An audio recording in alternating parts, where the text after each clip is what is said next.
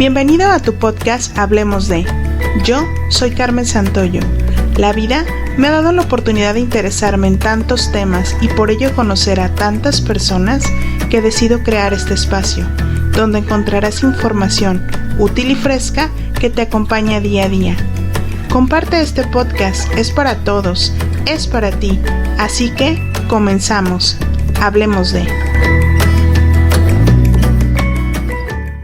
Hola a todos, bienvenidos a este subpodcast Hablemos de. Yo soy Carmen Santoyo y es un placer estar de nuevo aquí con ustedes. Antes de comenzar, quiero agradecer sus mensajes y su emoción frente a la noticia que les compartí en el episodio anterior sobre mi próximo curso de finanzas personales en formato digital.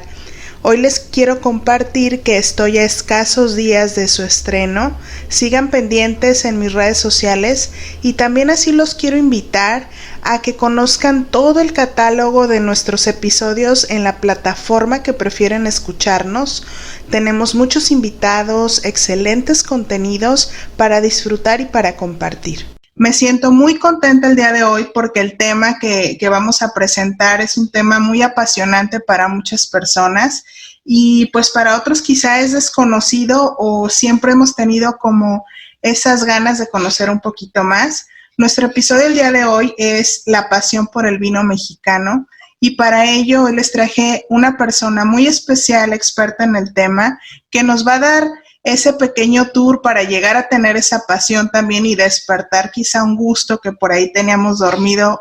Ella es Fernanda Gómez de profesión, ella es licenciada en Derecho y hace 12 años aproximadamente ella descubre su pasión por el vino y pues hace 6 años se dedica a promover activamente la región de Baja California y pues ella es apasionada en este tema, es experta y ya nos va a platicar un poquito de su experiencia y pues vámonos enamorando poco a poco de esto, ¿no? Bienvenida, Fernanda, el micrófono es todo tuyo. Muchas gracias, Carmen, qué gusto estar aquí contigo, es un placer poder compartir un poquito acerca de esta pasión de un tema tan padre, tan envolvente como lo es el vino mexicano, ¿no? Te agradezco mucho tu invitación y espero poder envolver a la audiencia en este amor del vino como yo lo tengo, ¿no? Sí, antes de comenzar, me gustaría un poquito que nos compartieras cómo es que en ti se despierta esa pasión por el vino mexicano o esta cultura por el vino. Mira, yo, bueno, para no hacerte un cuento larguísimo, me fui a vivir fuera de México terminando mi carrera y estando allá, mis amigos empezaron a trabajar aquí en Ensenada, particularmente en vinícolas, otros ya tenían los apellidos de algunas vinícolas y empezó un poquito el boom del vino, estoy hablando en el 2007. Entonces, cuando una amiga de mis mejores amigas me dice, cuando regreses tienes que entrar a trabajar a una vinícola, de verdad es padrísimo el ambiente, eventos y todo eso, fiesta, yo dije, pues a lo mejor. Regresé en el 2008 y a finales del 2008 tuve la gran oportunidad de entrar a las filas de una de las bodegas más representativas de México. De hecho, es la más antigua de Baja California, que es Bodegas de Santo Tomás. Es una vinícola que tiene 135 años de historia. Desde el momento que yo piso, así literal, el valle, dije, wow, ¿qué es esto? Y cuando tu jefe te dice, así en el carro, oye, qué felicidad, no manches, qué feliz soy. Le digo, ¿por qué? Me dice, es que mira este paisaje, mira lo que tenemos, mira lo que ofrecemos, o sea, nos divertimos, tú espérate, ese fue el primer día, ¿eh? Vas a ver, yo amo mi trabajo, me dice. ¿Cómo chingados no? Así me dijo. Y entonces dije, yo quiero eso, o sea, yo quiero vivir así el resto de mi vida. Entonces, a los 10 días le dije a mi jefe, o sea, al director general, me acuerdo que le habló y le dije, ¿sabes qué? Estoy enamorada de la empresa y estoy enviciadísima con el tema del vino. No literal, o sea, no por el tema del alcohol, sino por querer saber, o sea, de verdad que mientras más conocía, y no solamente el vino como tal, conocer a la gente que hace el vino, de dónde viene la uva, todo lo que tiene que ocurrir antes de que tú tengas una botella de vino en la mesa, es fascinante. y merece todo el respeto de quien lo va a tomar. Entonces, desde ahí yo dije, tengo que comunicar esto y tengo que saber hacerlo de la mejor manera. Y la mejor manera es estando ahí, o sea, estando en el campo, estando en la vinícola, o sea, no estudiarlo en Del los libro, libros, que ¿no? eso sí también, exacto, o sea, sí te ayuda a estudiar y te ayuda a saber algunas cosas, pero no es lo mismo ver una película, o sea, no es lo mismo que te cuenten la película, que veas el thriller o que actúes. O sea, realmente Exacto. estar allí es increíble. Bueno, finalmente así es como despertó mi pasión y en esa empresa que fue mi gran escuela, tuve la oportunidad de conocer gente maravillosa de muchos vinícolas y de muchos lugares y hace 6 años decidí dar las gracias y crear mi propia empresa de tours. Yo lo que me dedico es, yo diseño las experiencias de la gente. Entonces estoy casada y comprometida con todas las vinícolas de aquí de Baja California y bueno, también con la gastronomía, que ya hablaremos más adelante, va de la mano, ¿no? Exacto. Y todo esto es apasionante y como tú lo dices, el poderlo vivir, el poderlo experimentar es totalmente diferente. Es cierto que ahorita estamos en la era de la información y quizá cualquiera se puede meter a internet y buscar, no sé, los tipos de vino, muchas cosas, o aprender siendo autodidacta, ¿no? Pero ya vivir la experiencia, venir a uno de tus tours, venir y experimentar, como tú dices, desde el campo hasta la botella, hasta la comida, es toda una experiencia, ¿no? Que quizá para muchos puede ser inolvidable y marcar el inicio de una pasión hacia esta cultura del vino. Mira, es tan padre, a mí me ha tocado gente que viene y que es gente ya grande, a lo mejor 50, ¿no? Que no tomaban vino, que no les gustaba, no les llamaba la atención, qué sé yo. Y vienen y de verdad el que conozcas el campo, o sea, la gente cuando te dice que nunca había visto una planta, una parra con las uvas, que nunca había probado una uva de vino, que no tenía idea de todo lo que hacen en campo para poder tener esta uva, porque recuerda, sin la uva no hay vino, así de fácil. Entonces, Exacto. o sea, son muchos, muchos, muchos factores que hay que tomar en cuenta para que tengas una botella. Entonces, cuando la gente ya viene aquí, conoce el lugar, conoce el campo, a la gente, el proceso, y luego llevas una cata guiada, porque una cata guiada te hace tomar el vino con conciencia. Entonces, ya la gente le toma otro sentido, y cuando se toma la copa, la disfruta como nunca antes lo había hecho. Y ahí es cuando ellos empiezan su pasión por el vino. Y entonces, porque aparte te sacas de todos los errores que uno ha llegado a vivir. O sea, de verdad que me ha llegado gente que me dice, es que me gusta el merlot porque es dulce. Y tú, ok. O sea, sí, hay merlots dulces, pero no es que el merlot sea dulce. O sea, el merlot puede ser, y al rato hablaremos de eso, el merlot puede ser blanco, tinto, rosado, espumoso, dulce, amargo, ácido. O sea, el vino nace en el campo y se diseña en una bodega de vino. Así de fácil. Eso es Entonces, súper interesante de conocer y también es como romper muchos paradigmas porque es cierto que durante muchos años pues era sabido que, por ejemplo, la región de Chile, la región de España, la región de Francia, entonces de repente escuchar, ay, el vino mexicano, o sea, ¿cuáles son esas zonas a nivel mundial vinícolas? Y cómo aterrizarnos a México, ¿cuál es la diferencia de México, no? incluso eso es lo que trato de hacer cuando la gente quiere empezar a tomar vino. Mira, ahorita es triste, en el Arús de los vinos en Europa, México ni siquiera aparece en el mapa. O sea, en las regiones, pues la gente ya las conoce, las más, ya ahorita en todo el mundo me puedo atrever a decir que se puede hacer vino. En el mundo hay más de 3,000 tipos de uva o de 5,000 tipos de uva. Entonces, nada más necesitas vino y levadura para poder hacer vino. Y depende de la región, sobre todo del clima, es la uva que la uva se va a desarrollar mejor, ¿sale? Por ejemplo, en España la uva firma es tempranillo, que tiene 11 diferentes nombres, también se le llama Valdepeñas, tinta de toro, etcétera. Entonces, es la uva como característica o representativa de España. En Francia puede ser la Cabernet Sauvignon, puede ser la Merlot, puede ser la Petit Verdot, etcétera. En Alemania se dan mucho las uvas blancas, como la Riesling, ¿no? Es una de las grandes características de Alemania. Alemania. Por mencionarte tres nada más, ¿sale? Entonces, apenas hace un par de años en Alemania se empezó a plantar uva tempranillo. ¿Por qué? Porque el clima no lo permitía. O sea, Alemania es una región con clima muy frío y tempranillo es una uva española que se adapta bien a climas mediterráneos, climas más cálidos. Entonces, no había forma, a menos que hicieras a lo mejor algún lugar artificial donde pudieras plantar esa uva en Alemania y se diera. Entonces ya se está dando. Igual aquí en Ensenada, plantar uva Riesling está casi de locos. ¿Por qué? Porque tenemos un clima mediterráneo con temperaturas en los valles de hasta 50 grados y la Riesling pues no la aguanta.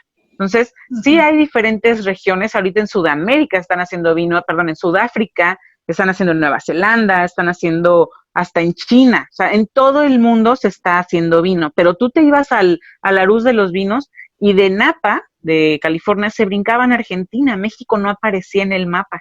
Incluso todavía le preguntas a veces a gente europea sobre vino mexicano y dicen, ¿en México hacen vino? Y dices, claro, sí hacemos.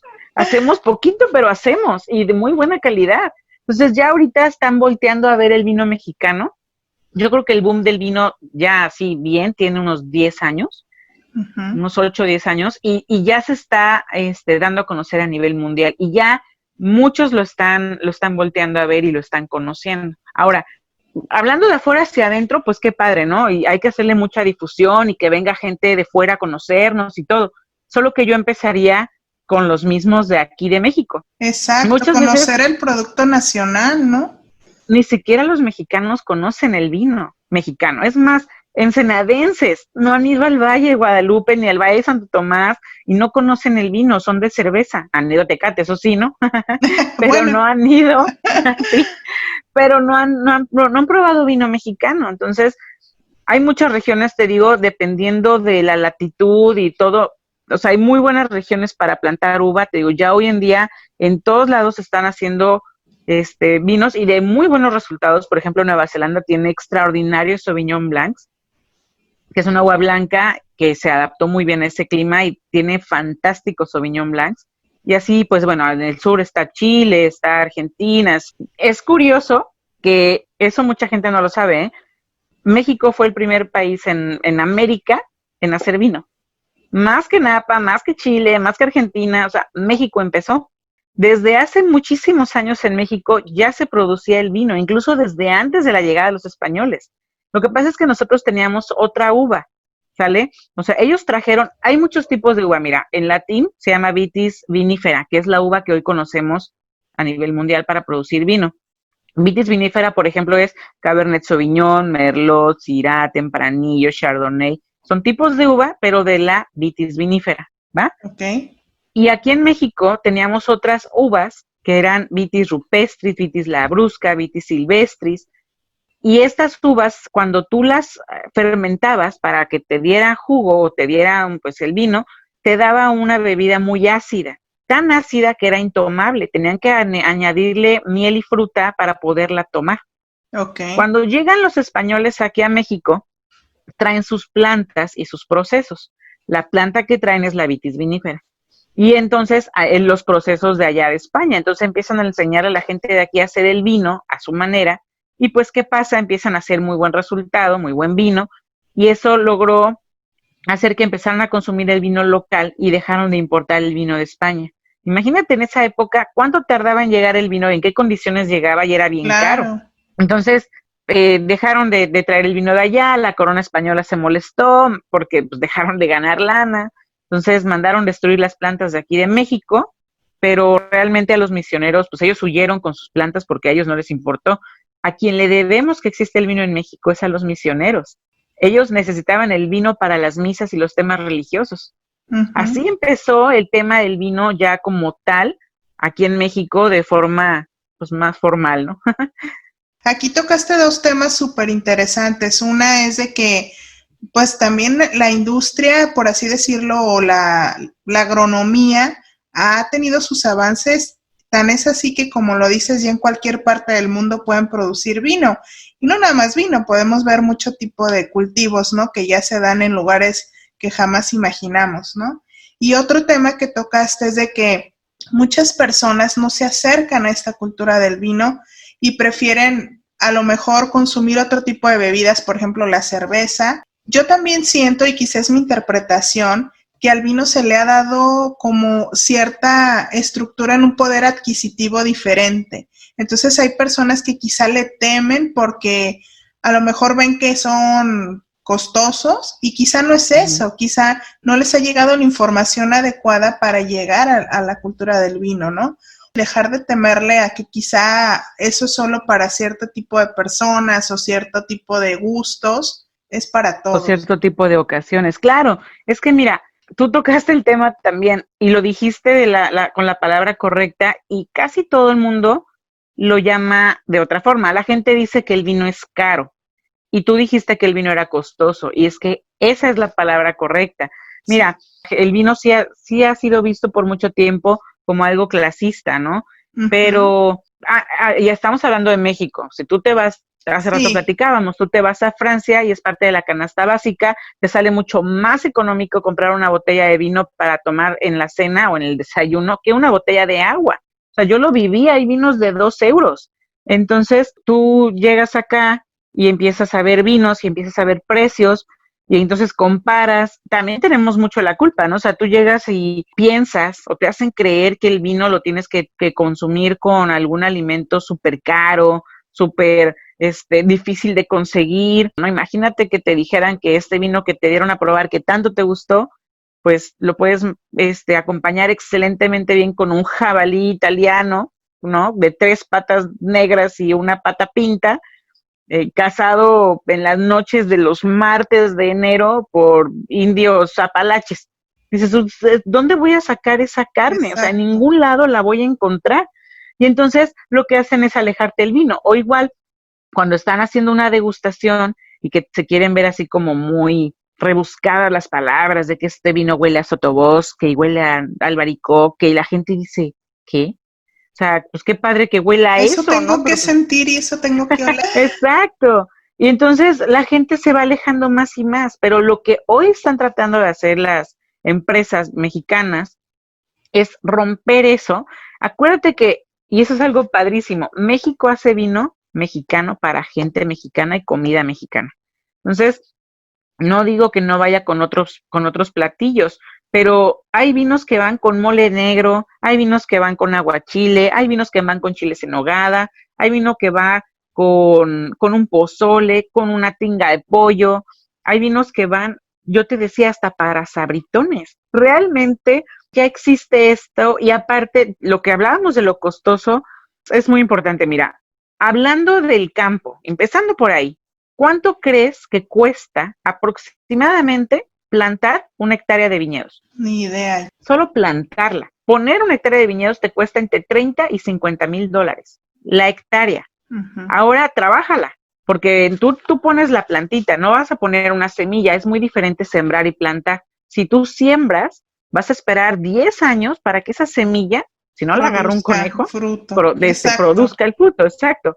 Pero ya lo que haces es plantas la varita, el sarmiento, y eso te va a reducir el tiempo de espera. O sea, los primeros 2, 3 años te va a dar pura hoja. Ya el cuarto, quinto año vas a tener un poquito de uva y esa uva no la vas a usar para hacer un vino comercialmente fuerte. Ese vino más bien lo llevas al laboratorio para hacer análisis y ver qué tal está el resultado de esa planta vas de la uva conociendo como tierra. El producto que vas a tener, ¿no? Y después, en unos 10 años, es cuando esa uva la vas a usar ya para hacer vino. Entonces, imagínate, son 10 años que le apostaste al campo con gente, con tiempo, con esfuerzo, toda la maquinaria, o sea, los tractores, todo eso, las discas para mover la tierra, todo ese tipo de trabajos, pues cuestan. Y luego, eso nada más estamos hablando del campo. Ahora vete a la bodega. ¿Cuánto crees que cuesta una barrica para criar el vino? ¿Cuánto cuesta un tanque de acero inoxidable para hacer la fermentación? ¿Cuánto te cuestan los análisis en laboratorio? ¿Cuánto te cuesta el almacenamiento, la botella, el corcho? Y aparte de todo lo que te estoy diciendo, súmale el 46% de impuestos que paga el vino mexicano. Entonces, es una barbaridad. Costosísimo, ¿no? Es costosísimo. Te voy a poner otro ejemplo dentro de una misma empresa. Por ejemplo, hay un tempranillo que cuesta 300 pesos y un tempranillo que cuesta casi 1,000 pesos. Y dices, bueno, es una mezcla, Tempranillo Cabernet, ¿no? Y dices, cómo es posible que la misma mezcla te cueste 300 pesos en una etiqueta y casi 1,000 en otra? O sea, ¿me quieren ver la cara o qué? No, te voy a explicar. La botella que te cuesta 300 pesos está hecho con uvas que vienen de plantas jóvenes, plantas de unos 20 años de edad. Ahorita te voy a hablar del tema del rendimiento de las plantas, pero bueno, empieces con eso. A mayor, es más joven la planta, más producción de uva te da, ¿sale? Entonces, viene de plantas de 20 años. Ese vino, el Tempranillo y el Cabernet, pasaron 8 meses en crianza en una barrica de tercer uso, barrica francesa, pero de tercer uso, y luego se guardan en la botella en la vinícola 1 año para estabilizarlo, y luego lo sacas al mercado. Es un vino que haces aproximadamente en 2 años, ¿sale? El otro vino que te estoy diciendo viene de plantas de casi 90 años de edad, que la producción es súper pequeña. El Tempranillo pasa 15 meses en una barrica nueva francesa. El Cabernet pasa 18 meses en una barrica nueva francesa. Después se van a una tercer barrica nueva francesa por 1 año y luego se van a la botella para la guarda durante 2 años. Es un vino que te avientas en 5 o 6 años. O sea, ¿cuánto tiempo y cuánto dinero en análisis y en todo esto le estás invirtiendo a uno y a otro? ¿Por qué va a costar uno más que el otro? Desde ahí empiezas a ver por qué el vino es costoso, ¿no? Hablando, por ejemplo, del tema del rendimiento en el viñedo, que es algo muy fácil de entender, 1 hectárea de plantas de 20 años de edad nos da más o menos entre 10 y 15 toneladas. 1 hectárea de plantas de 50 años de edad nos da más o menos unas 5 toneladas. Pero 1 hectárea de plantas de arriba de 80 años nos da menos de 2 toneladas.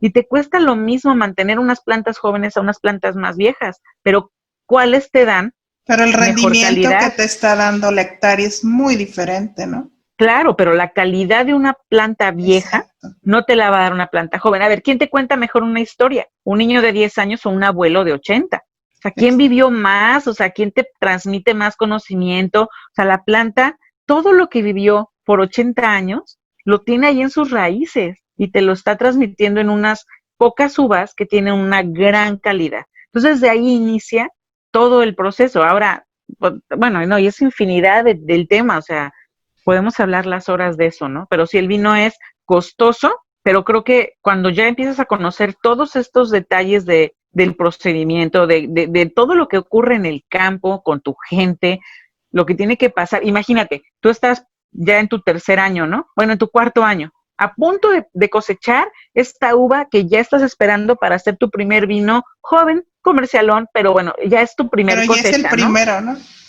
Imagínate que te llegue nosotros, suponiendo que ya tienes tú tu fecha para cosechar el lunes y el domingo anterior te cayó un día de calor de 56 grados.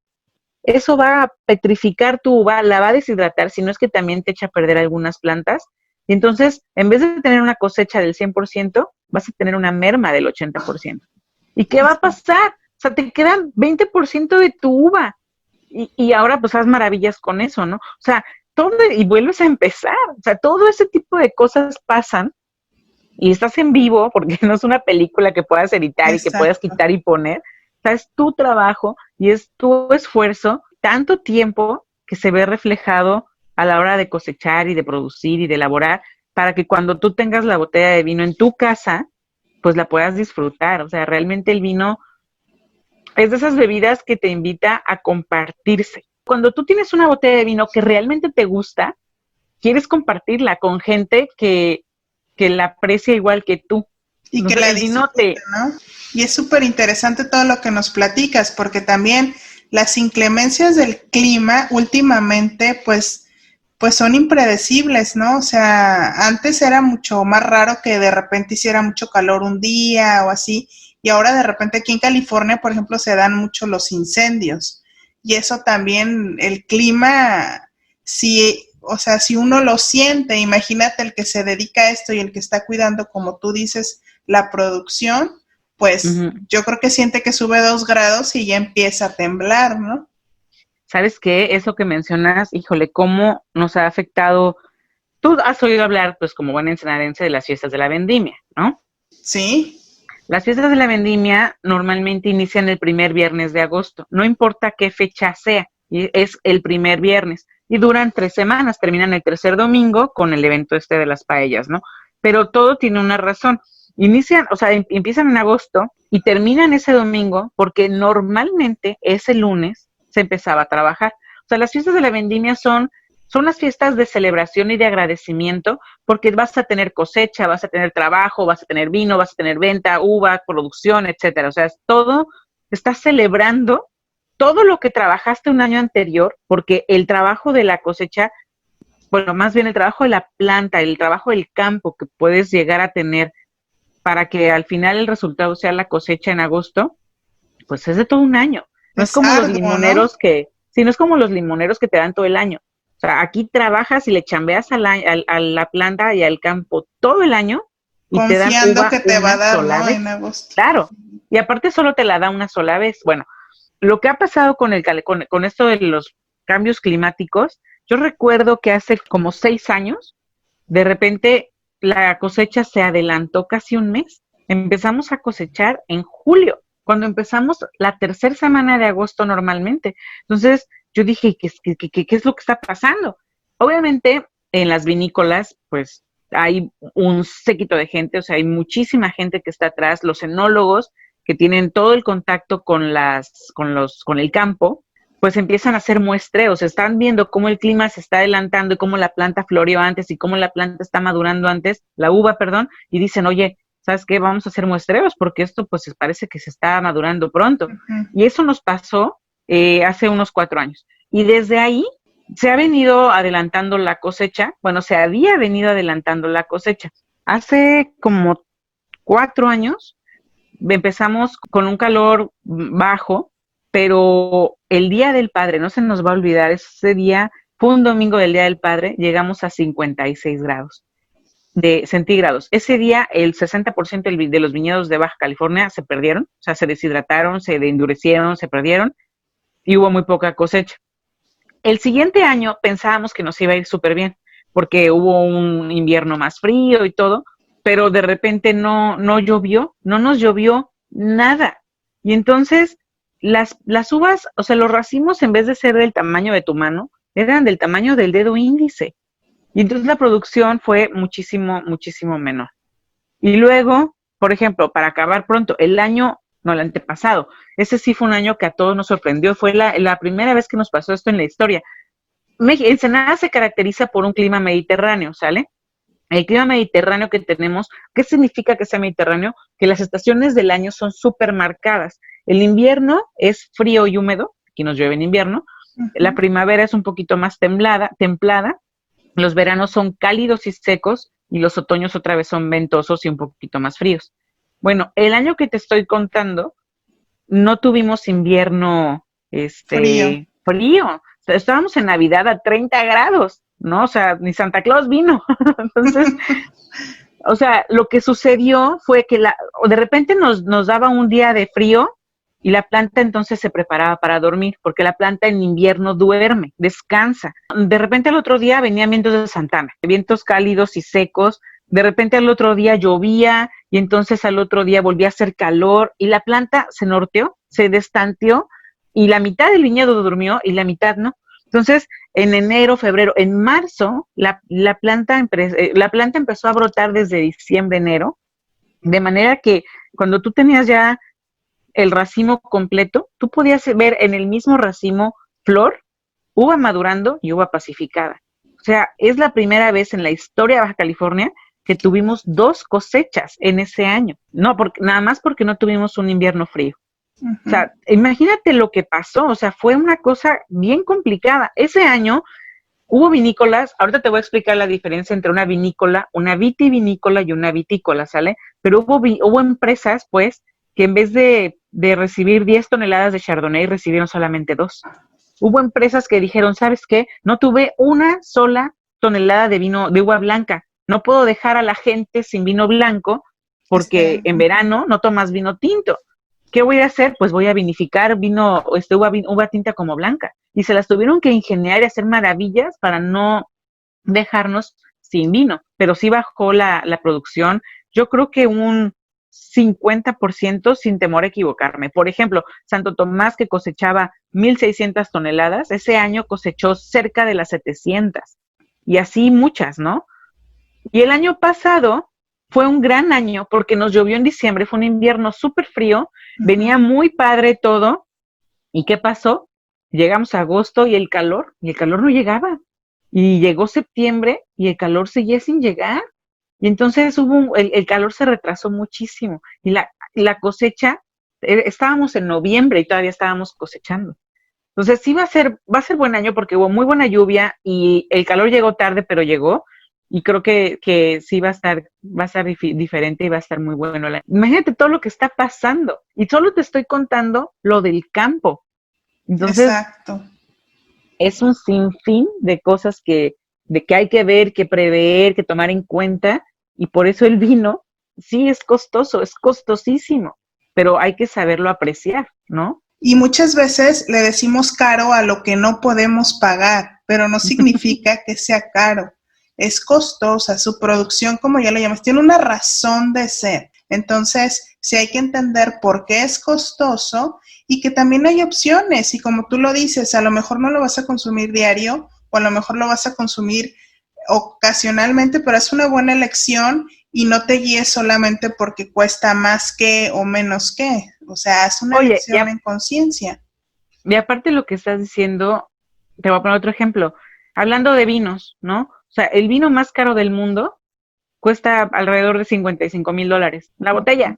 Y entonces dices, entonces este vino mexicano de $1,000, pues no está caro. Entonces, es comparado Exacto. con qué, ¿no? Y Sí. es la misma como de un carro. O sea, ¿qué es más caro, un Rolls Royce o un bocho? Exacto. Los dos son carros, los dos te llevan, pero quiero que metas un Rolls Royce al desierto a ver si te sirve como un bocho. Entonces, Exacto. sí depende, tal cual lo dijiste, en el momento, la circunstancia, la ocasión.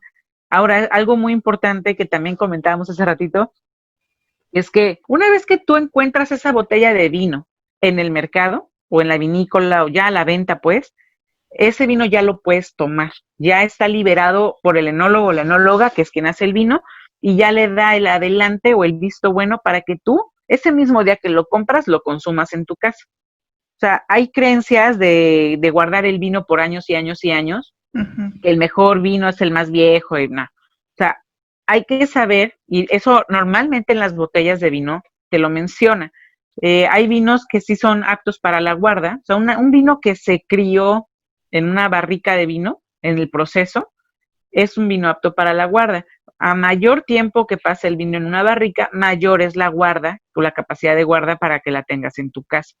Si el vino solamente se fermentó y se elaboró en un tanque de acero inoxidable, es un vino joven y es un vino de consumo rápido. Entonces, hay gente que de repente me dice, es que guardé el vino del bautizo de mi hijo y lo iba a abrir cuando cumpliera 18 Cuando se años. case.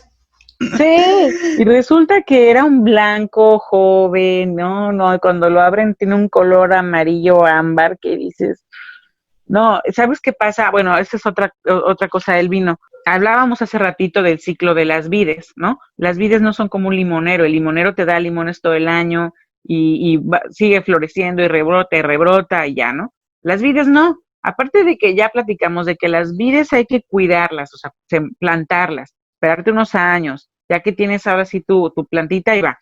Ahorita, fíjate, estamos en julio, vamos a ubicarnos como si ya hubiéramos terminado la cosecha. Cuando tú le levantas la uva a la planta, yo me imagino que la planta descansa, así como cuando Todo está el en peso, trabajo ¿no? de parto, sí, y la ves, yo no tengo hijos, pero tú ves a la planta, cuando le dejas la uva de más, la ves cansada, te lo juro que tienes que conocer las plantas para que digas, no, ya quítenle esa uva, por favor. Ya, cuando le quitas la uva a la planta automáticamente tiene un respiro y empieza a tirar las hojas que tiene. La planta es muy frondosa, entonces empieza a tirar las hojas y se empieza a preparar para su etapa de reposo, que es la dormancia. Esta etapa ocurre normalmente diciembre, enero, ¿no? En esta etapa, en el clima puede llover, puede caer vientos de Santana, puede haber heladas, puede haber calor, puede pasar lo que tú quieras con el clima, pero la planta va a estar completamente dormida y antes de dormir, toda el agua que puede la va a agarrar, la va a juntar en las raíces y la va a almacenar para pasar el invierno. Llega la primavera, bueno, y la gente del campo, como este trabajo es de todo un año, la gente del campo hace trabajos durante este año para mejorar la producción y cuidar la planta, ¿sale? Entonces, en enero llega la gente y lo primero que hacen es podar. Tienen que podar a la planta para despertarla de la época de reposo y aparte con la poda ellos programan la producción de ese y de los siguientes 3 años. Entonces, tú tienes que tener gente bien capacitada en el campo. O sea, la gente cuando está tomándose una botella de vino, ni por aquí les pasa de Toda la la gente que trabaja logística, ¿no? ahí. Claro, Exacto. si tú no podas bien una planta, imagínate que tú contrates a alguien que te diga que sabe y realmente no lo supo, podó mal la planta donde no era, esa planta va a retrasar su trabajo 3 años. O sea, 3 años, no estás Muchísimo. hablando de, híjole, la regué y perdóname, mañana lo hago bien. Sí, tú, pero pues ya me costó 3 años de trabajo, ¿no? Entonces, bueno, hay que saber podar. Ya que tú hiciste la poda, la planta despierta de su época de reposo y empieza a chambear. Entonces, empiezan a salir las hojitas, como por ahí de marzo, y en abril más o menos se da la floración, abril-mayo. La floración es una etapa preciosa. Tú ves el racimo que es del tamaño de la uña de tu dedo meñique, de ese tamaño es el racimo. Luego va a crecer como del tamaño de tu dedo y cada grano de uva que tú te comes es una flor. Entonces son unas flores que apenas se perciben como color amarillo paja y empieza esa etapa. Ya que tienes ahora sí la fruta, inicia su etapa de maduración, que es la más larga, dura unos 3 meses. En esta etapa, el racimo va a agarrar fuerza, tamaño, color, dulzor y agua. Todas las frutas nacen verdes, todas, y las uvas también. Pero pues las uvas que van a ser las uvas tintas, uvas negras, así les llamamos, pues van a agarrar su color y es cuando puedes ver el racimo verde y morado. Entonces empiezan a pintar. Esta etapa, como es muy larga, la gente del campo hace 3 actividades más. La primera se llama deshoje. Normalmente hay que quitar unas cuantas hojas de la planta, porque yo te decía que la planta es muy frondosa y un racimo de uva necesita más o menos 1400 horas de sol para madurar. Entonces, Bastante, ¿no? de ahí la importancia del trazado de tu viñedo. Tienes que ver de qué lado sale el sol, de qué lado entra para que de forma uniforme madure tu viñedo. Ya que hiciste tu deshoje, haces un sacrificio de uva que se llama raleo. Lo que haces es cortas algunos racimos de tu planta de forma que dejes más o menos unos 15, 20 por planta para garantizar una gran calidad, ¿no? Que se nutra con las raíces de tu planta. Y las que cortas, las dejas ahí en el suelo por 3 razones. Primero, es una uva que no tiene el azúcar suficiente para hacerla vino, está regresando materia orgánica a la tierra y es un distractor de animales. Aquí hay muchos topos, conejos, mapaches, ardillas, zorros, coyotes que quieren la uva. Si tú le dejas la uva en el suelo, es más fácil que esa uva se la coman las ardillas a la que tú necesitas para tu producción que está en la planta. Ok. Después de eso, pones unas redes.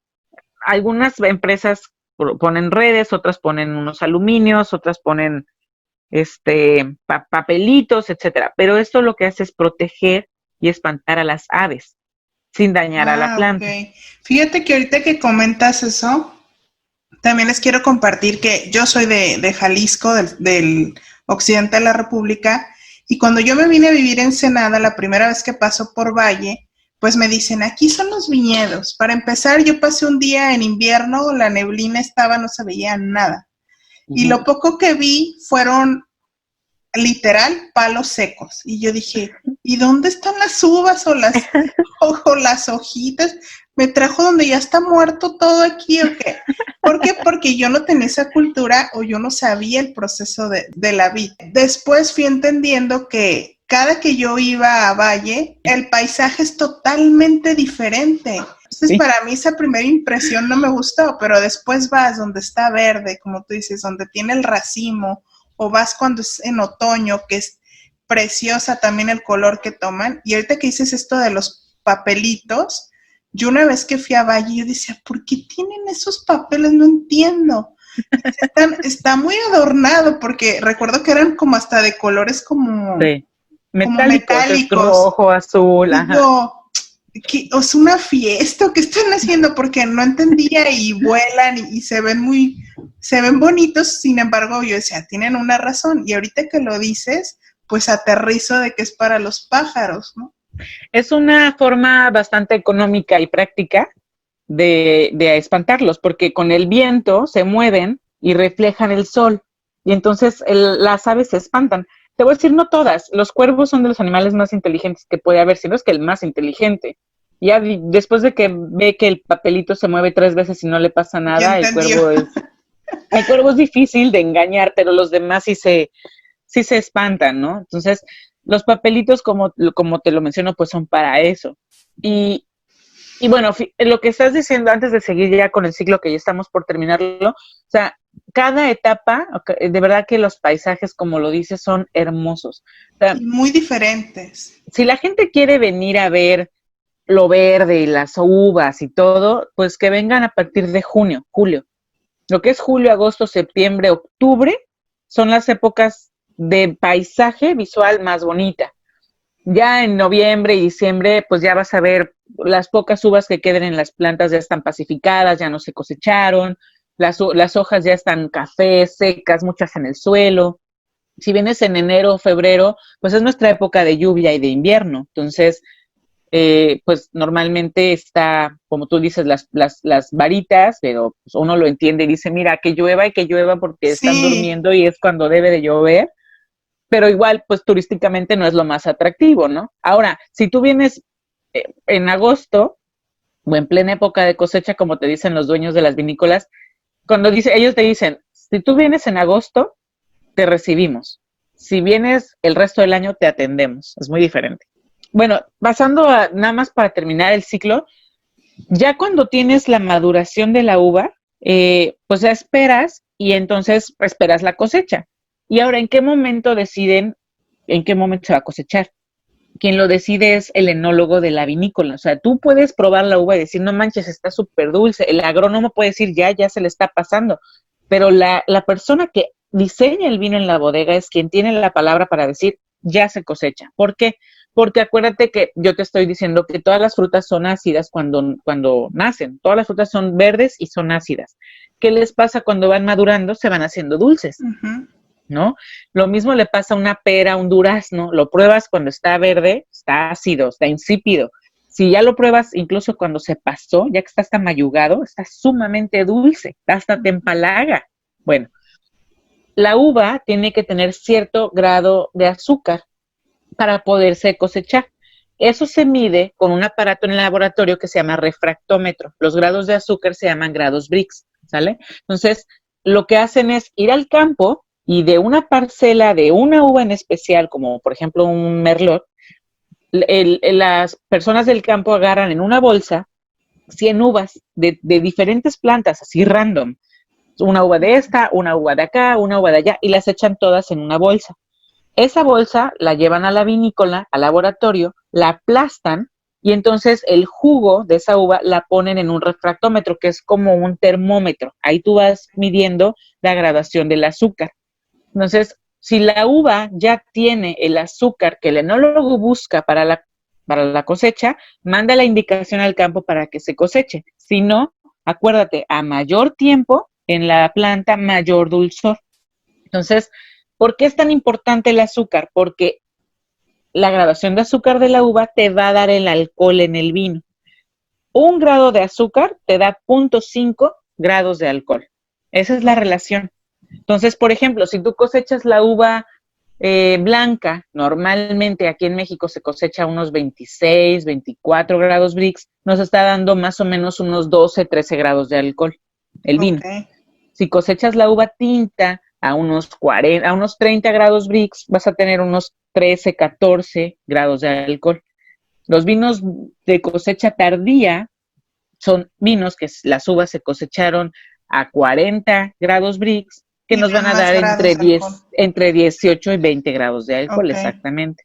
Entonces, ¿cómo haces un vino dulce? No es que le agregues azúcar, O sea, se podría, ¿por qué? Porque no hay reglas para hacer vino en México, pero la forma natural es con una fermentación alcohólica, ¿sale? La uva ya de por sí en el racimo trae una levadura silvestre. Tú has visto en las uvas tintas es donde más se nota, las uvas rojas que te comes en tu casa, las ciruelas, que aunque las laves traen una capita blanca difícil de quitar, ¿no? Esa capita blanca es una levadura natural, se llama pruina.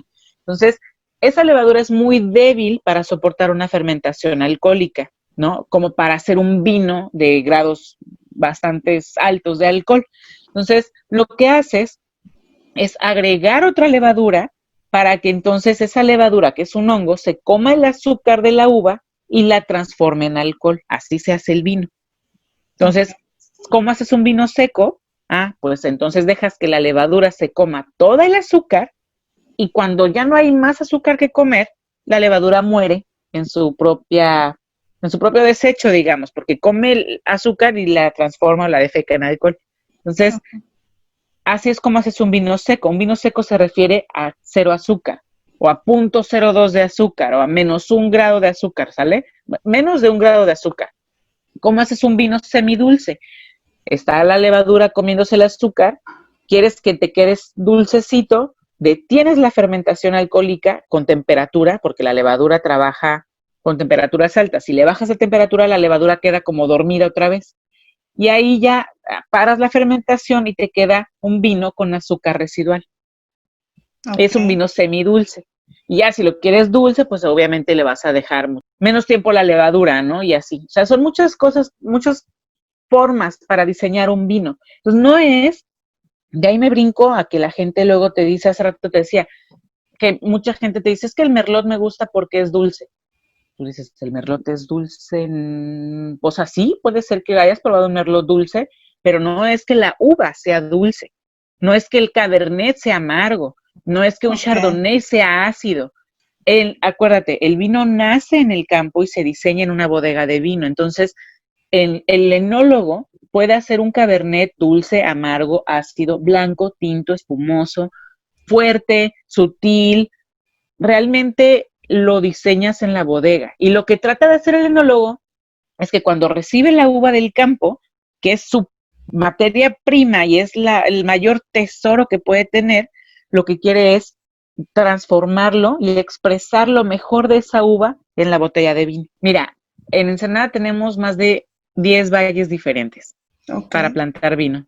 O sea, el más conocido es Valle de Guadalupe, pero dentro de Valle de Guadalupe hay varios valles. Está Valle de Calafia, está San Antonio de las Minas, está el Porvenir, Zarco, etcétera. Luego está el Valle de Ojos Negros, luego está el Valle del Uruapan, Valle de Santo Tomás, Valle de San Vicente.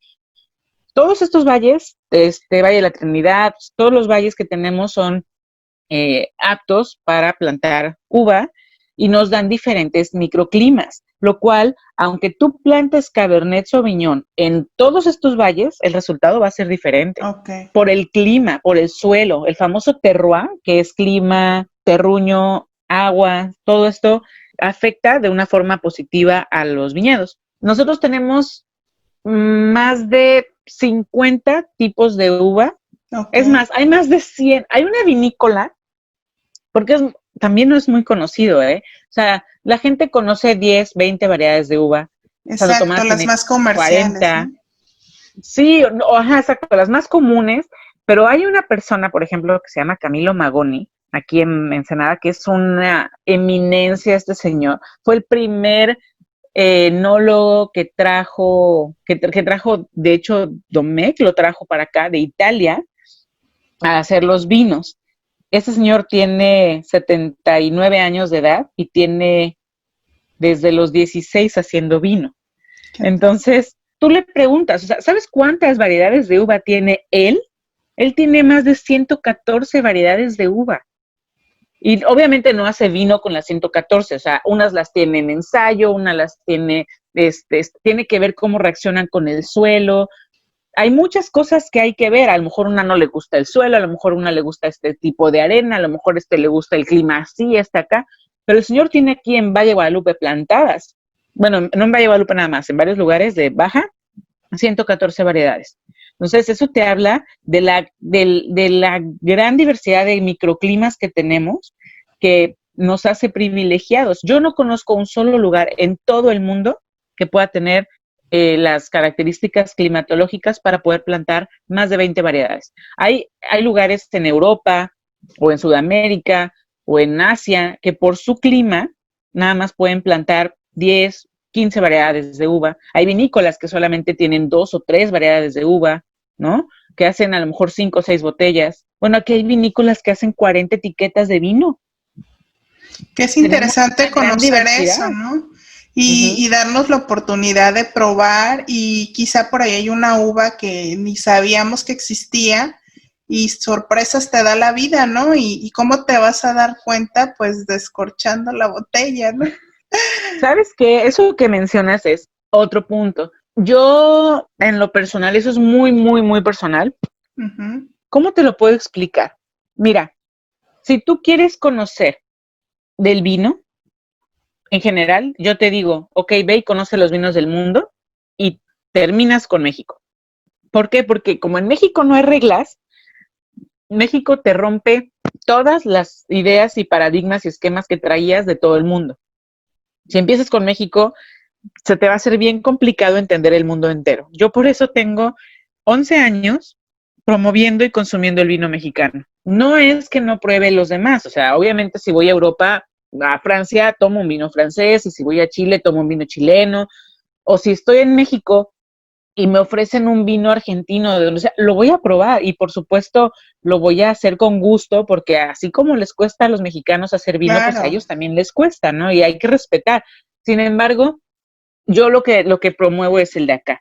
Entonces, a lo que voy con el comentario es que aquí en México se pueden plantar todas estas variedades de uva, y te digo que el enólogo finalmente es quien lo va guiando adentro de la bodega, quien lo va diseñando, y puedes jugar con tantas cosas, juegas con climas, juegas con tierras, juegas con variedades de uva, con edades de plantas, con barricas que si son francesas, españolas, americanas, húngaras, juegas con el uso de la barrica, que si es primer uso, segundo, tercer uso, juegas con diferentes levaduras, juegas con muchas cosas. Entonces, el resultado final, aunque tú tengas una uva de Cabernet Sauvignon 100%, a lo mejor en botella el resultado, en una cata ciegas, vas a decir, eso no es Cabernet. Te puedes ir por cualquier otra uva. Uh-huh. Entonces, yo soy de la idea de que te olvides del tema de la uva. Hay gente que me dice, es que a mí no me gusta el Cabernet porque es amargo. Yo, ok, es amargo, a lo mejor el que probaste, ¿sale? Exacto. Pero yo te puedo dar un Cabernet dulce, es más, te puedo dar un blanco de Cabernet y no tienes idea que es un Cabernet, pero es un vino blanco de Cabernet y no porque sea blanco no es Cabernet. Entonces, yo a lo que le invito a la gente es a perfilar el vino. Tienes una botella de vino y entonces empiezas a describir vista, aroma, sabor, textura, ¿no? Que si tiene buen ataque, que si no, y entonces ya que perfilaste el vino, ves con qué alimento lo puedes maridar o lo puedes degustar o si lo degustas solo, qué sé yo. Pero el querer encasillarte con una uva, híjole, se me hace algo tan complicado, porque no es, ahorita estábamos hablando de que el vino puede ser blanco, tinto y rosado, ¿no? O sea, el vino blanco normalmente viene de uvas blancas, uvas verdes. El vino tinto viene de uvas tintas. O sea, no hay forma de que un vino tinto lo hagas de una uva verde. ¿De dónde sacas el color? ¿No? Uh-huh. En cambio, un vino blanco sí puede venir de una uva tinta. ¿Cómo le haces? Le quitas la piel y el jugo es transparente. Entonces, tú puedes hacer un vino blanco de una uva tinta. ¿Cómo haces un vino rosado? ¿Puedes combinar uvas blancas y tintas? Sí, no es lo ideal. Normalmente lo que se hace es combinar los procesos. Agarras una uva tinta, como Grenache, por ejemplo, Zinfandel, que son uvas que se usan mucho para los rosados. Empiezas el proceso que se llama maceración, que es tintar, digamos, el jugo con las pieles de la uva, uh-huh. Y ya que tienes el color que tú quieres, retira las pieles y sigues la fermentación como un vino blanco. Entonces, así es como se hacen los vinos. Pero yo te decía, puedes hacerte un Chardonnay, que eso es algo bien clásico cuando vienen los americanos. Vienen y te dicen, Oye, a mí me gusta el Chardonnay. Ok, ¿cómo te gusta el Chardonnay? Crisp, como ácido, ¿no? Así como muy frutal, pero ácido. Y tú le dices, porque tengo estos 3 Chardonnays, 4 Chardonnays, ¿no? Tengo uno espumoso seco, tengo uno blanco semidulce, tengo uno amantequillado y tengo uno crisp, como tú lo mencionas. Y dicen, caray, ¿cómo puedes tener 4 Chardonnays? ¿Que no nada más es uno? Y dices, ok, realmente es el proceso.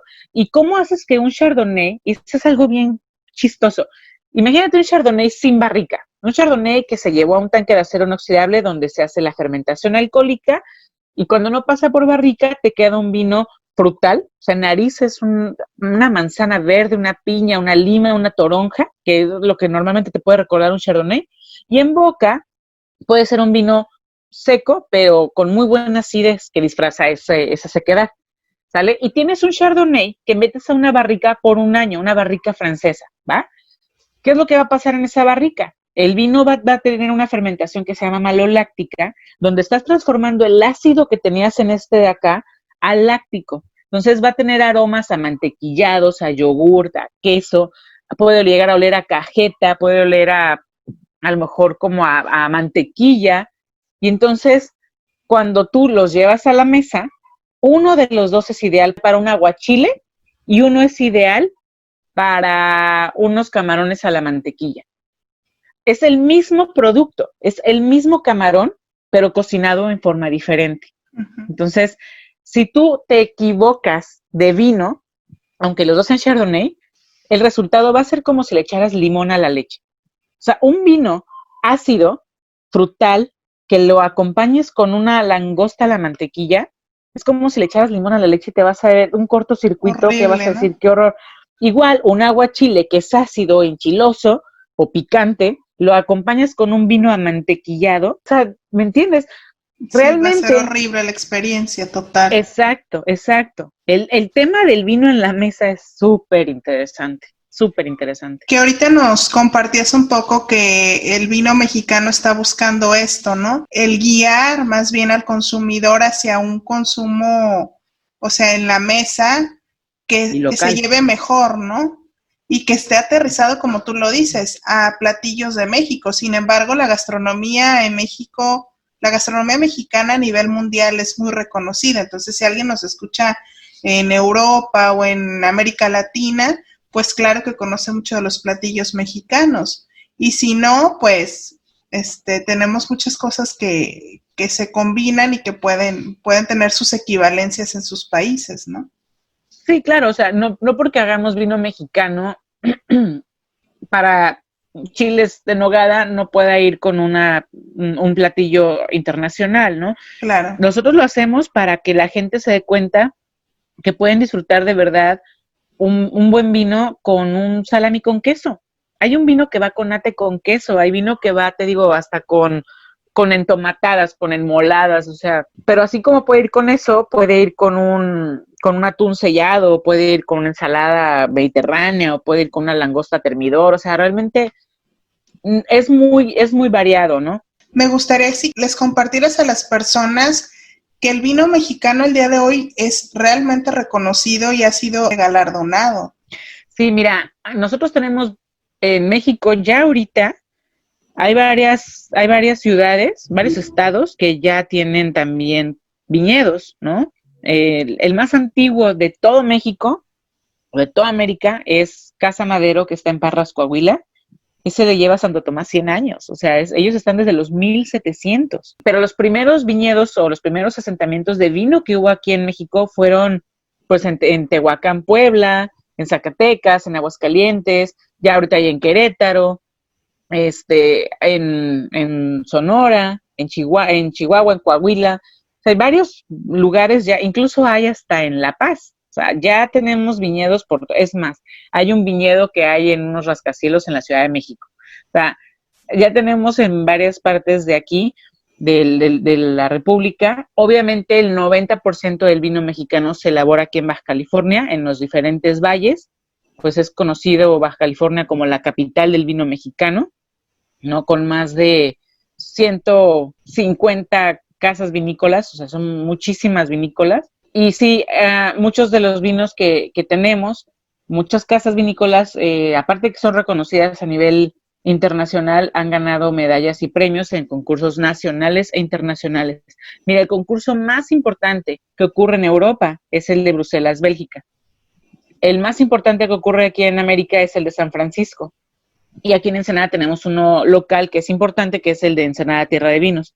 Bueno, en estos tres, hablando de tres concursos, porque hay muchísimos concursos en muchas partes del mundo, pero México participa mucho en estos tres y ya ha traído muchísimas medallas, menciones, dobles medallas, reconocimientos como el mejor vino de tal lugar.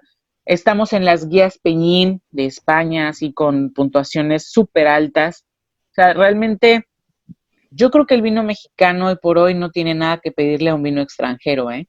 O sea, vuelvo a lo mismo. No puedes comparar un bocho con un Lamborghini o un Rolls Royce, pero nada más hay que acordarnos o hay que entender que los vinos están diseñados para con diferentes modos. O sea, no puedes calificar un vino de 1,000 pesos contra uno de 100 pesos, porque su enotecnia no fue la misma, entonces no es justo. Entonces, exacto, más bien dentro de tal categoría, de tal rango, tales vinos compiten. ¿Y qué crees? México ha traído medallas de oro.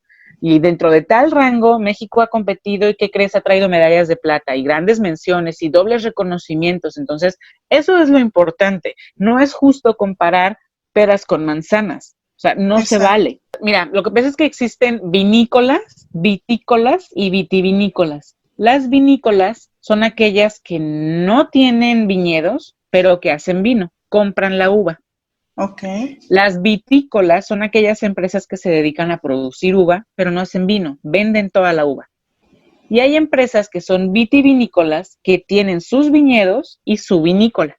Lo ideal es eso, claro, porque tienes el control del campo y todo lo que está ocurriendo con las plantas. Pero eso también te habla de una inversión económica muy y de fuerte, tiempo, ¿no?, enorme, claro. O sea, es de sabios también empezar haciendo vino, compras uva, en lo que tú a lo mejor plantas las tuyas, pero compras uva y haces tu vino para irte capitalizando. Y ya a lo mejor en unos 10, 15 años, ya tú puedes tener tus propios viñedos y hacer tus uvas, tus vinos con tus propios viñedos. Pero hay otras que se dedican simplemente a comprar uva. Ellos van y apalabran, porque estas empresas vitícolas que se dedican a crecer uva, oye, pues tienen que garantizar la venta de esta uva y entonces hacen un trabajo precioso y perfecto y súper cuidado en campo, pues para que esta uva la puedan vender y la puedan colocar.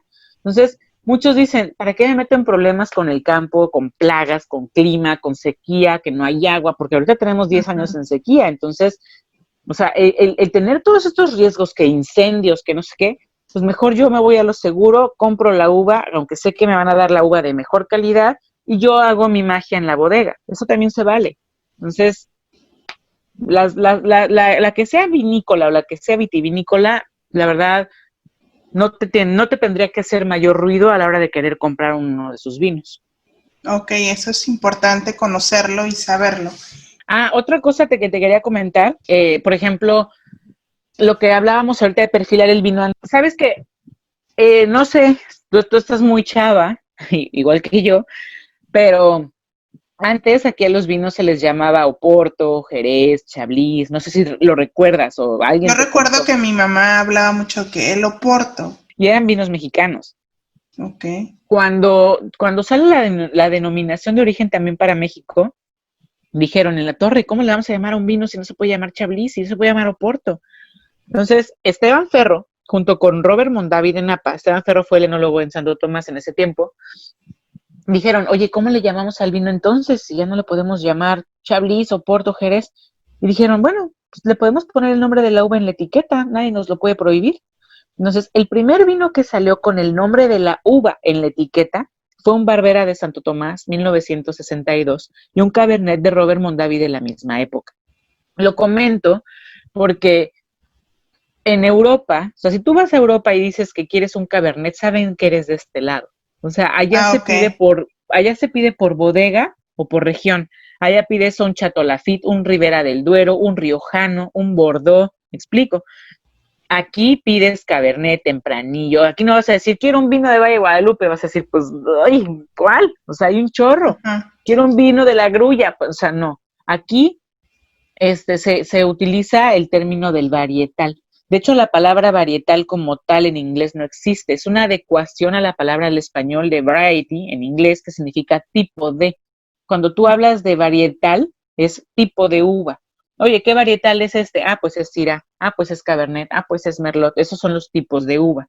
Entonces, el que tú tengas un vino que sea mezcla, que sea 100% una uva, no te va a hablar de la calidad del vino. Mucha gente piensa que porque tienes un vino con 5 uvas es lo que les sobró. Y no, o sea, no. Acuérdate que en la bodega el enólogo decide y diseña y dice, ¿sabes qué? Me gusta la estructura del Cabernet, pero me encanta el aroma elegante de un Barbera, pero me encanta la acidez de un Pinot Noir, pero me fascina la estructura y la complejidad de un Syrah.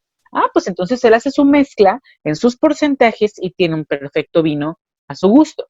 Entonces, cuando tú vas a Francia, y eso te lo comento porque una vez recibí a una chica francesa que estábamos probando unos vinos, ¿no? Y le decían, oye, pues este es 100% Viognier. ¿Eh? Viognier. Es una uva francesa. ¿A poco? ¿A poco? Oui, oui. O sea, realmente no sabía que esa uva era francesa. O un French Colombar que es francesa. Entonces yo le decía, oye, ¿y entonces allá cómo? Dice, no, es que allá, pues allá no nos importa qué uva es. O sea, nadie dice en la etiqueta qué uva es. Y no le importa a nadie, le importa de dónde es y de qué casa. Es todo. Y Es dices, como la relevancia o el nombre ya de la casa, ¿no? La marca, por ejemplo. exacto. Pero a lo que voy es que la uva per se, aquí en México, no te dice mucho. O sea, yo he hecho catas a ciegas con gente que se dice conocedora y le quieres vender un cabernet como un Syrah y te la cree. Y no es un Syrah, es un cabernet. O te dicen, es que a mí no me gusta el Pinot Noir, me provoca dolor de cabeza, me hace llorar. Y se lo vendes como si fuera su uva favorita, por ejemplo, un tempranillo y te termina diciendo, es que es un gran vino, no lo puede ser, que el buque, que no sé qué. Y a la hora de la hora le enseñas la etiqueta y dices, ¿qué crees? Es un Pinot Noir. Dicen, ¿qué? Te digo, no, mi consejo en tema de uva es no te enfrasques en la uva. La uva no te define un vino, te lo define más la casa de la que viene, la añada y su proceso de elaboración, su enotecnia. Entonces, cómpralo, perfila ese vino que compraste y entonces ya decides si te gusta o no. Pues sí, sí, seguramente ya traes todo un récord que puedes decir, ¿sabes qué? Normalmente los tempranillos que he probado son así, normalmente los merlots que he probado son así, pero de otras regiones, no de México. O sea, en México, Exacto. no, en México no es así. Ok, evitar casarse con el nombre simplemente de la uva y sí entender que la magia no es la uva por sí sola, ¿no? Porque como tú lo dices, la uva también depende de dónde la estén cosechando, sino lo que hizo el enólogo con esa materia prima, ¿no? Exacto, exacto. Eso entre mil cosas más. Sí, muchas condiciones para que el producto llegue perfecto, ¿no? Y también es una cuestión, o sea, a reserva de lo que tú me digas, quizá de apreciación y de gustos, ¿no? Porque lo que a mí me puede encantar, a ti no. Y eso no quiere decir que valga más o valga menos mi experiencia, ¿no? Simplemente a mí no me gusta eso o a ti no te gusta, ¿no? Es como decir, ¿cuál es el mejor color? ¿El rojo o el naranja? Que tú digas Exacto. que el rojo y que yo diga que el naranja, a ninguna de las dos nos hace tener la razón o no. Y no quiero meter marcas, ¿no? Pero, o sea, realmente, ¿o qué café te gusta más? ¿El de Chiapas o el de Nayarit? ¿O el de Tabasco? ¿Qué sé yo? ¿No? O sea, no puedes definir qué vino. Hay una frase que mucha gente dice, que para mi gusto está incompleta, porque la gente dice que el mejor vino es el que a ti te gusta.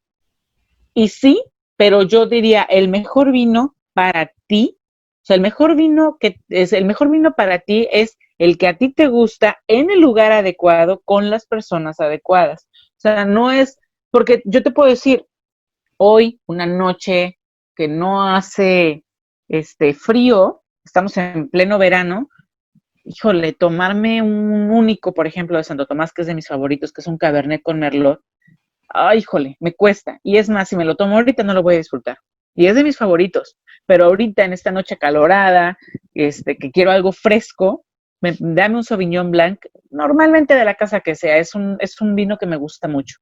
Entonces, así pues, a eso me refiero. Depende de tu Exacto. estado de ánimo, depende de dónde estés, depende de qué quieras, depende con quién estés, qué vas a comer. O sea, si ahorita me voy a servir una enmolada, no te voy a poner un Sauvignon Blanc, aunque sea una noche calurosa.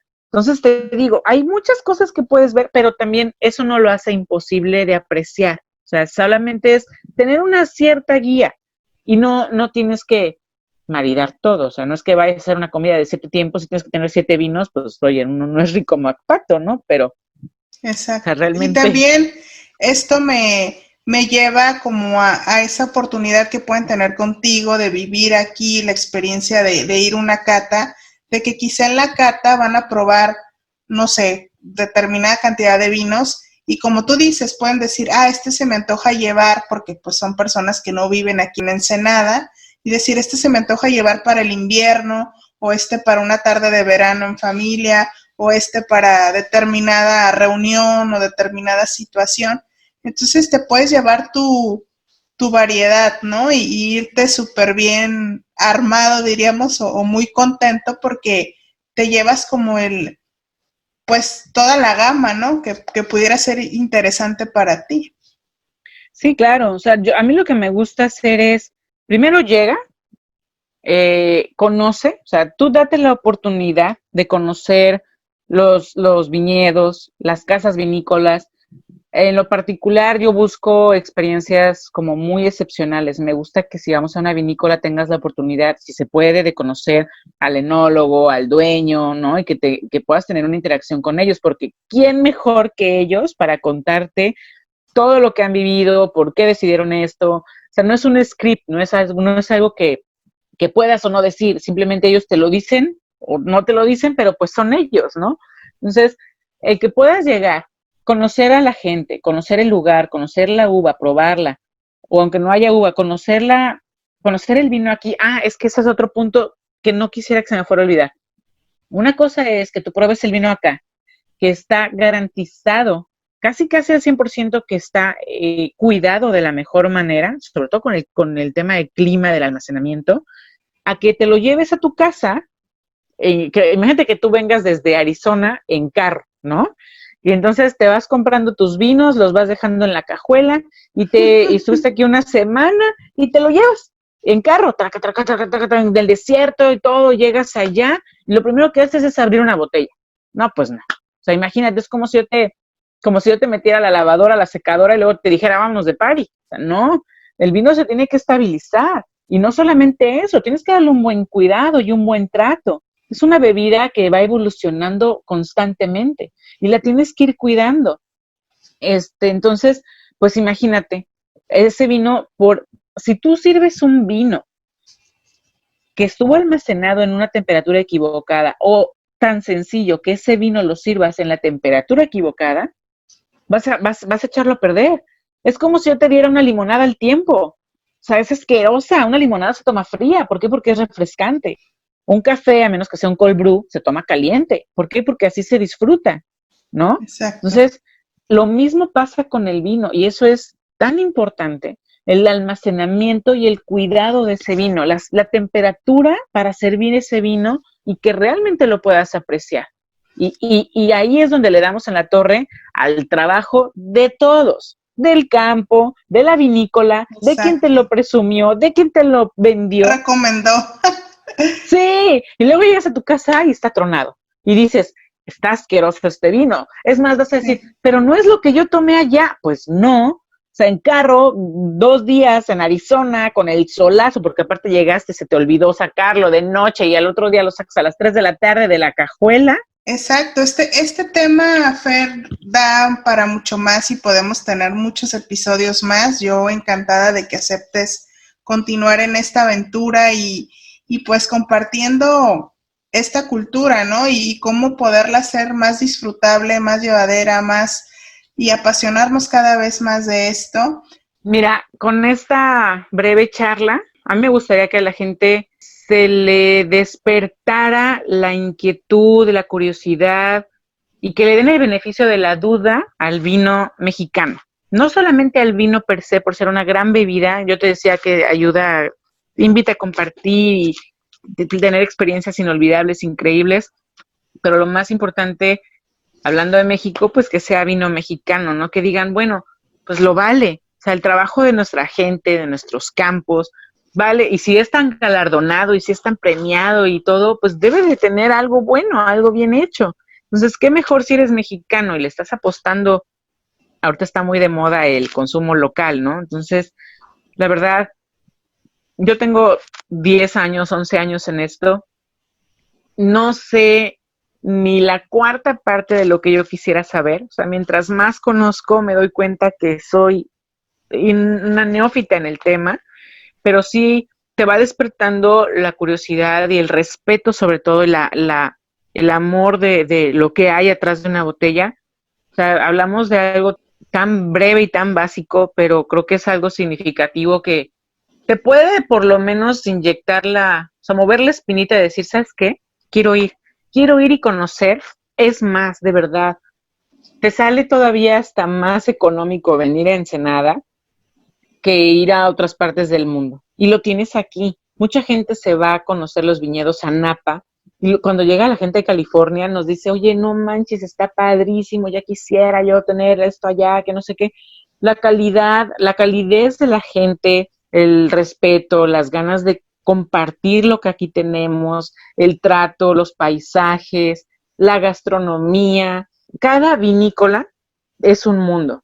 Y cada vinícola nació por razones bien diferentes. Entonces, el que puedas conocer las historias de cada casa a la que vas y el que tengas esa cercanía con la planta y que pruebes el vino en el lugar donde se hace, donde se diseña, donde se expresa, la verdad es que no tiene, es como priceless. Yo creo que es un viaje que se tiene que hacer más de una vez en la vida, porque teniendo 200 casas vinícolas, no te las Exacto. puedes echar en un fin de semana. O sea, realmente No, es para venir por lo menos una vez al año y de fin de semana, o sea, 24 días, no más, porque tampoco el hígado te aguanta, ni el exacto. estómago.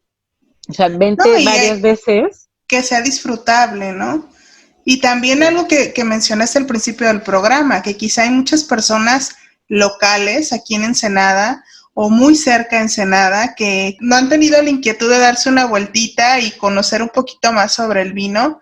Y la verdad yo te puedo comentar que yo llegué aquí en Ensenada hace 10 años y al día de hoy el boom del vino en la región es impresionante lo que ha evolucionado, es impresionante aquella situación que yo te comenté, que fui la primera vez que vi en invierno solamente pues las plantas secas, por así decirlo.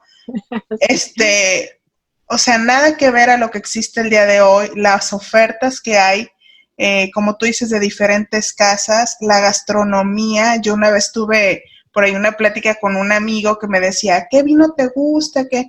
Y le di mis comentarios por ahí y le dije, es que también hay que recalcar que aquí en Ensenada la gastronomía ha crecido bastante, ha evolucionado bastante. Están viniendo unos chefs que qué impresión, las formas también de que tienen sus huertos orgánicos y todo. O sea, podemos hablar 1000 programas sobre todo lo que está pasando aquí en Baja. Sí. Entonces, yo creo que la invitación es venir y conocer y disfrutar y me parece bastante bueno y me parece bastante interesante que sea contigo, ¿no? Ah, no, pues yo te agradezco, yo encantada de platicar y platicar y platicar todo lo que nosotros tenemos, que la verdad nos hace un lugar tan padre y tan, yo me enorgullezco mucho. O sea, originalmente yo soy nacida en Puebla, pero soy crecida, criada y educada aquí o maleducada en Baja. O sea, realmente aquí es donde yo me he formado mis últimos 27 años de vida y pues me considero más ensenadense que poblana, ¿no? Pero sí, o sea, eso que mencionas de la gastronomía es harina de otro costal, el vino en la mesa, la cata del vino, hay mucho, mucho para hablar lo más padre es que la gente que empieza a despertar la curiosidad y diga, voy a ir. Imagínate que vengan y después escuchen el siguiente podcast y digan, yo ya lo supe, ya, o sea, que se empiecen a identificar y familiarizar, Sí, también yo lo está escuché. padrísimo. Sí, está. Yo fui. Fer, ¿dónde te pueden encontrar para contactarte? Hay que recalcar también que Fer pues tiene ya 6 años dedicándose totalmente a esto, a llevar personas tanto conocedoras como nuevas en el tema, a tener una experiencia en baja. Y lo que me pareció muy interesante que mencionabas es que tú diseñas, pues, o sea, no es el mismo tour para todos, porque muchas veces vas a lugares turísticos y es la parada A, B, C, D, ya sabes a dónde van a llegar y hasta tienen el tríptico ya hecho. Y no, es con la persona diseñar en base a varias cuestiones, ¿no? Me gustaría que les hablaras un poquito de esto y nos pudieras compartir dónde te encuentran o cómo te contactan. Mira, me pueden contactar, tengo en Instagram y en Facebook me puedes encontrar, el nombre de mi empresa se llama Expresión Tánica de Taninos. Para mí todo es más fácil por WhatsApp, ¿sí? 646-163-2721.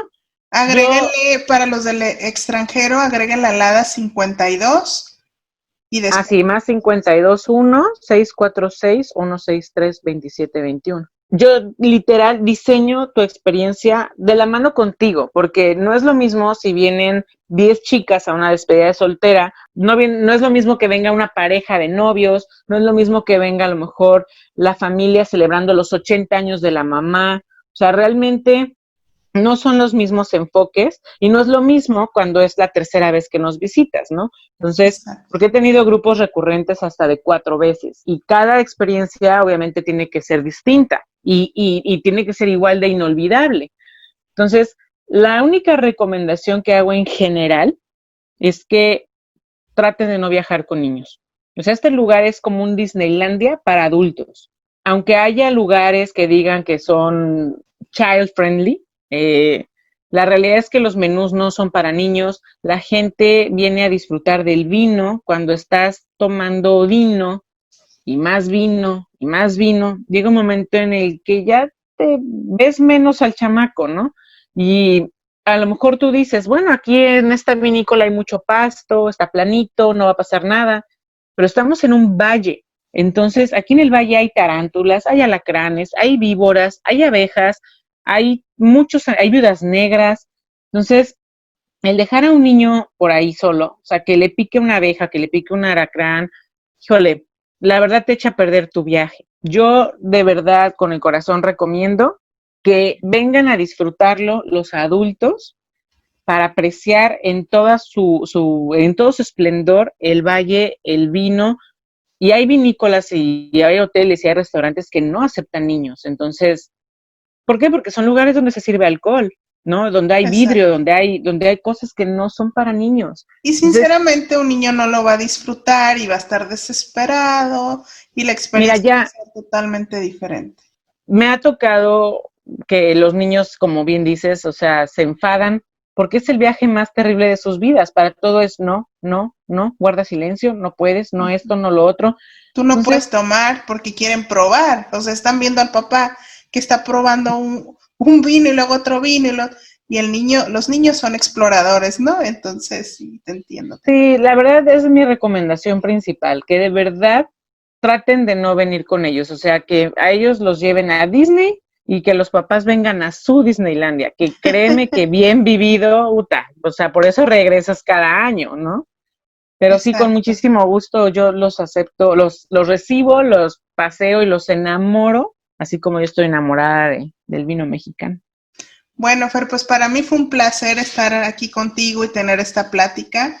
Sé que hay mucho más de qué hablar, sé que pudiéramos enfocarnos en muchas más cosas. Esta es una pequeña pincelada que creo que nos dejó un agradable sabor de boca, al menos a mí así fue. Y pues este fue nuestro episodio número 14, que es La pasión por el vino mexicano. Yo soy Carmen Santoyo, un placer, hasta la próxima. Este es un episodio más de Hablemos de. Interesante, ¿no? Síguenos en redes sociales y suscríbete a la plataforma donde prefieres escucharnos. Recuerda, Hablemos de con Carmen Santoyo. Hasta la próxima.